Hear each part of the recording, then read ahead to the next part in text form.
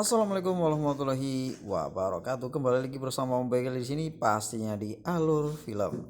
Kali ini Om Bagel bakal membahas sebuah film yang lagi trending di Indonesia. Apa itu filmnya? Kita langsung simak saja. Film yang berjudul Kang Mak from Pimak yang diperankan oleh 4 pemuda yang berjuang bersama-sama di medan perang untuk membela negaranya, dan mereka berjanji akan sehidup semati bersama dalam susah maupun senang. Oke, langsung saja ke alur ceritanya. Di awal film ada wanita yang bernama Sari. Sari ini adalah istri dari Makmur dan dia sedang hamil tua. Tiba-tiba Sari pendarahan dan langsung terjatuh di dalam rumahnya sambil memanggil Kang Mak. Di tempat lain, Kang Mak sedang ada di medan perang untuk membela bangsa Indonesia. Makmur sangat kaget kepada istrinya dan ingin segera bertemu. Di sana dia berteman dengan Rigen, Indra, Tora, dan Indro. Kau budek Solah. Kalau kau suka hati tepuk tangan. Kita untuk terus berjuang. Makmur yang sudah kepepet pengen pulang, dia pun menyemangati teman-temannya agar perang ini segera berakhir. Dia tahu kalau istrinya sudah melahirkan. Dia ingin segera berkumpul dengan istri dan anak-anaknya. Indro yang merupakan jenderal, mereka melakukan yel supaya semangat mereka bangkit kembali dan mereka pun berperang.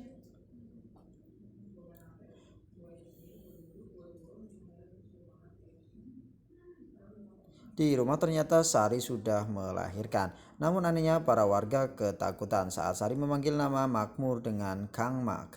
Di medan perang, Makmur berdoa untuk tidak mati di medan perang karena dia ingin bertemu kembali dengan sang istri dan ingin mencium anaknya. Mereka pun ingin bersemangat dan mendeklarasikan kalau di antara mereka jangan ada yang mati.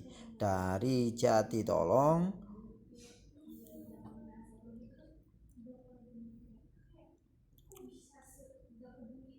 Makmur tertembak dan pingsan bersama 4 temannya.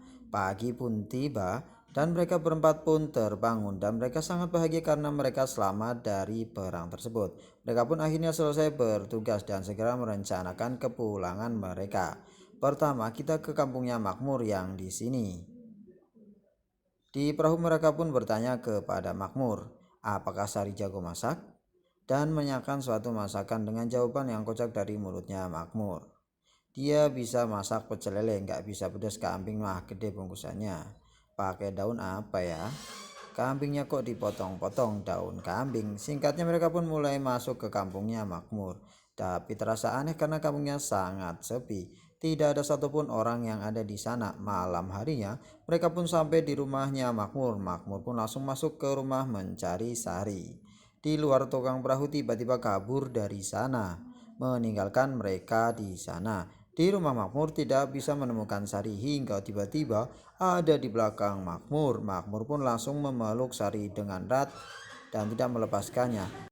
Sari sangat bahagia melihat Makmur berada di depannya. Aduh, keserempet mulu dibaca. Di luar mereka merasa cemburu kepada Makmur karena melihat yang disambut oleh istrinya.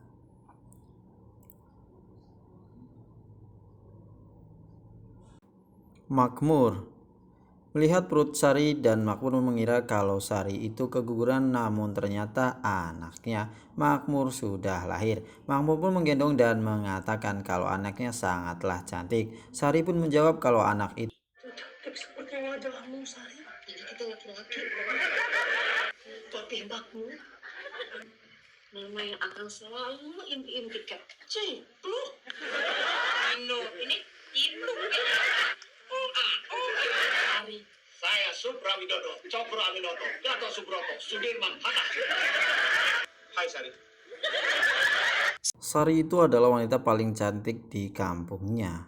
Sering juara umum di bidang kecantikan. Karena kecantikannya, Sari tidak ada yang bisa ditandingi siapapun. Namanya luar biasa. Karena tukang perahunya kabur, Makmur pun lalu menawarkan mereka untuk nginep di kampungnya. Karena ada rumah kosong yang udah nggak kepakai, jadi mereka bisa pakai rumah ini untuk istirahat. Di rumah Sari dan Makmur masih melepaskan rasa rindunya dan berbicara kalau Makmur mati dia akan kembali sebagai setan demi bertemu dengan Sari dan anaknya. Lalu Sari pun bertanya kalau Sari mati Mas Makmur di medan perang. Makmur pun menjawab kalau itu tidak mungkin terjadi karena buktinya sekarang mereka sudah bisa bertemu kembali. Di rumah yang lain, Riken terbangun dan melihat bayangan wanita, tapi Indra melihat bayangan burung. Lalu Indra malah melihat seekor anjing. Dan Tora pun melihat bayangan seorang setan.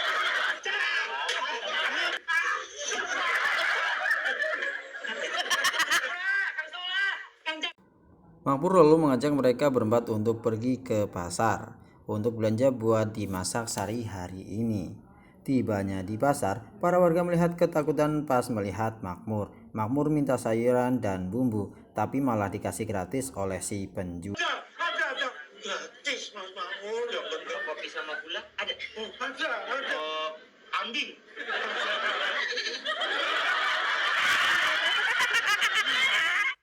Setelah itu mereka pun masuk ke rumah Mbak Yusupi dan dia merupakan seorang pemabuk sekaligus seorang dukun di kampung itu. Dia memberitahu kalau istrinya Makmur itu sudah meninggal dan dia sudah menjadi setan. Kalau nggak percaya lihat aja lewat selangkangannya. Teman-teman Makmur sangat kaget pas mendengar hal itu, tapi Makmur menganggap kalau Yusuf sedang bercanda. Karena dari dulu dia dijuluki sebagai orang paling lucu di Setan tuh bisa jelek. Berak tuh badan segede gitu. Riken pun memastikan kalau Sari itu setan atau bukan. Namun Riken malah melihat lewat selangkangan Sari. Tora bertanya kalau Sari itu setan. Berarti anaknya juga setan. Lalu datang Makmur dan Ciplung. Indro pun mendorongnya. Tapi ternyata Makmur Ciplung ada di depan pintu. Yang digendong oleh Indro adalah kedebok pisang. Sementara itu Riken yang sedang mengambil daun pisang tiba-tiba Oh, nanti badan segede gitu pakai berak lagi lu.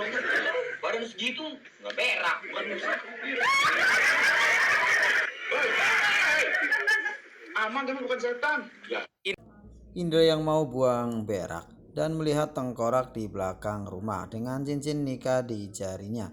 Dia pun berlari dan tidak sengaja menjatuhkan rumah tawon hingga akhirnya muka habis disengat tawon hingga bengkak-bengkak. Indra pun mencoba menjelaskan kalau Sari itu adalah setan. Dia melihat tengkorak dengan matanya sendiri. Riken lalu menjelaskan kalau dia sudah melihat lewat selangkangannya. Medan. Sorry saya.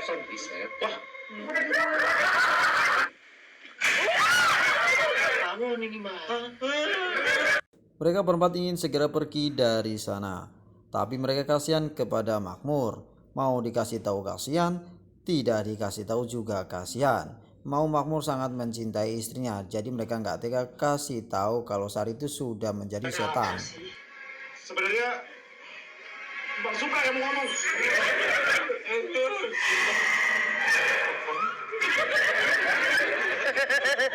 Sari lalu datang dan menawari mereka makan. Mereka merasa nggak enak kepada Makmur. Dengan terpaksa, mereka pun ikut untuk makan malam dan pas dibuka adalah daun kering dan belatung.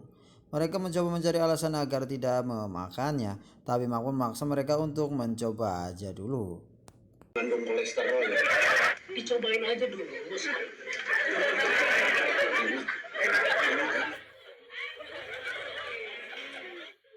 Teksturnya lembut. Itu kenapa? Sampai nangis terharu. Pas Makmur mengambil makanan penutup, mereka pun segera kabur dari sana. Sari lalu mengatakan kepada mereka lalu mereka jangan mengganggu kebahagiaan Makmur dan Sari. Lalu Makmur pun datang dari Sari mengatakan kalau mereka ketakutan karena mereka percaya kalau Sari itu setan. Di rumah akhirnya Indra bisa ngomong dan mereka pun beres-beres untuk segera pergi dari sana. Dan tiba-tiba Makmur pun datang kepada mereka. Makmur marah kepada mereka karena mereka sudah percaya kepada para warga. Makmur pun kembali kepada Sari dan melampiaskan kemarahannya kepada temannya. Makmur tidak peduli akan kata warga. Yang penting itu mereka hidup berdua. Kalau ada Sari, ada Makmur. Kalau ada Makmur, maka ada Sari. Lalu Makmur pun mengajak Sari ke pasar malam untuk membuktikan kalau Sari itu bukan setan. Mereka bercanda tawa di sana melihat sangat bahagia.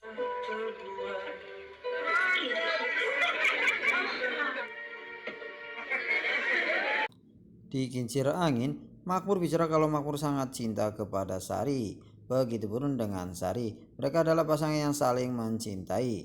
Mereka pernah berjanji kalau jangan ada rahasia di antara mereka. Di sini Sari memberitahu kalau sebenarnya Sari mau kalau kasih tahu mati duluan. Makmur harus bisa melanjutkan hidup nikah dengan wanita lain dan mencari kebahagiaan lain. Tapi Makmur menjawab kalau mereka harus hidup dan mati bersama. Makmur ingin satu setia adalah cinta terakhirnya. Dia pun menangis bahagia dengan perkataan Makmur. Sementara itu mereka berempat masuk ke rumah Mbak Yusupi untuk mencari cara Bukan yang itu uang gagal. Nggak ada yang gratis di dunia ini, tidak kecil sama kamu.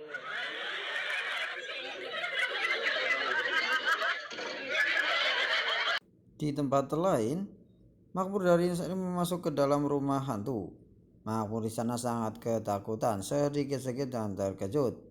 Tapi Sari mencoba untuk menolong Makmur. Dengan mantap orang-orang pada setan pun pada takut balik kepada Sari.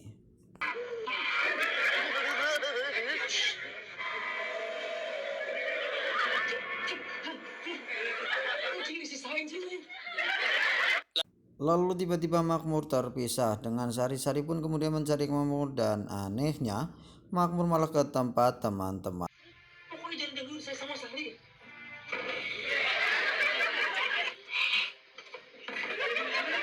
Pak Indro pun lalu berencana melakukan acara 21, yaitu melepaskan kulit serangga yang di mana mereka menyamar sebagai hantu di rumah hantu itu untuk memancing Sari. Mereka berempat kemudian membawa Makmur ke hutan. Dan Sari pun mengetahui kalau Makmur dibawa oleh mereka berempat. Makmur kemudian tersadar dan mencari Sari. Mereka pun menjelaskan kepada Makmur kalau Sari itu adalah setan. Ingin kembali menemukan mayat di cincin kawin di jarinya. Dan Makmur kalau tahu itu manusia. Makmur sudah sangat cinta kepada Sari. Hanya Makmur ingin bahagia dengan Sari dan anaknya. Lalu kemudian Makmur menjerit kesakitan karena perutnya sakit bekas luka tembak. Tora kemudian berpikir masa setan bisa pakai cincin kawin. Sedangkan Sari lalu pakai cincin itu. Mereka pun berpikir kalau itu adalah Makmur setan. Yejegal pun mengecek tangannya Makmur. Dan ternyata Makmur tidak memakai cincin itu. Lalu Tora melipas Makmur dengan selendang dari dukun itu. Dan Makmur pun kesakitan hingga mereka pun berlari. Karena menganggap kalau Makmur itu setan sebenarnya. Lalu Riken lalu pergi ke rumah untuk menjemput Sari. Riken ingin membawa Sari pergi dari sana. Sari menanyakan di mana Makmur, lalu menjawab kalau Makmur sudah menunggu di hulu sungai. Mereka berempat dan Sari pun naik perahu dan Makmur ada di pinggir sungai. Mereka pun berenang terang-terang kalau Makmur itu sudah mati di medan perang dan menyatakan dibuang di belakang rumahnya. Naik ke atas perahu. Mereka pun semakin kebingungan setelah Makmur menunjukkan cincin kawinnya. Sebenarnya siapa setannya? Lalu Tora pun mencoba melihat mereka semua dari selangkangannya. Yang sebenarnya kalau setan itu adalah Sari. Sari setan! Sari setan! Kamu nggak bisa benar! Mereka kemudian memukuli Makmur karena Makmur masih nggak mau pisah dengan Sari. Lalu mereka pergi ke samudra kandungan Mbah Yusupi. Dan itu adalah Andre. Andre lalu memanggil arwah Mbak Yusupi karena sebelumnya Mbak Yusupi sudah mati.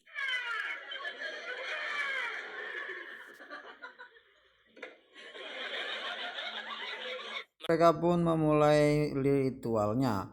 Tapi Andre mau memanggil arwah Mbak Yusupi lagi tiba-tiba.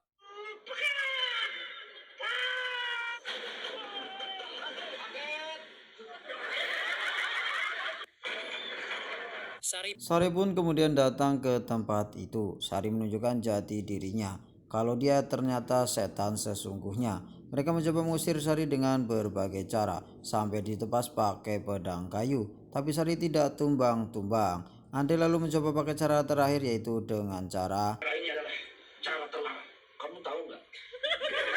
Ya, setan ngapain gitu? Ngopi-ngopi cantik gitu. namun cara itu masih tidak berhasil dan Andre memutuskan untuk pergi dari sana dan menyuruh Makmur kalau ini tuh masalah internal keluarga. Tidak pantas seorang dukun kayak Andre ikut campur. Sia pun mengamuk dan mengikat 4 temannya Makmur. Sari memutuskan untuk menyiksa mereka karena mereka mengganggu kebahagiaan Sari dan Makmur. Sari pun memajang dan akan membunuh mereka, tapi Makmur merasa kasihan kepada temannya karena mereka sudah berjanji untuk berjuang sehidup semati. Dan Makmur mengatakan kalau Sari membunuh mereka berarti benar kalau Sari itu jahat. Tapi seluruh memenuhi perkataan dari Makmur. Makmur akan selalu cinta kepada Sari walaupun mereka beda alam. Dan Makmur mengatakan untuk membunuhnya saja agar mereka berdua bisa hidup bersama-sama lagi. Dan sebenarnya Makmur sudah tahu kalau Sari itu sudah meninggal. Dia tahu kalau Sari sudah mati. Dia pulang dari pasar. Makmur melihat Sari dari selangkangannya. Makmur tahu kalau mayat di belakang rumahnya itu adalah mayat Sari.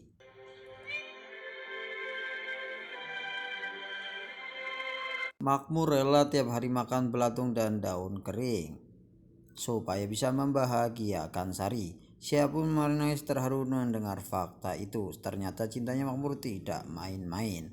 Walaupun dia tahu kalau Sari itu bukan manusia lagi. Sari kemudian melepaskan temannya Makmur dan mereka pun berpelukan bersama. Kemudian Sari memperkenalkan mereka kepada dunia lain dan di sana ada Mbak Yusufi dan tentunya meninggalkan dunia itu karena tenggelam bukan dibunuh oleh Sari. Beberapa tahun setelah itu, rumah Makmur dan Sari menjadikan museum dan dikasih cinta mereka tersebar di seluruh pelosok dunia. Dan orang Thailand itu mau berfoto, ternyata arwah Makmur dan Sari dan 4 temannya masih ada di rumahnya dan film pun tamat.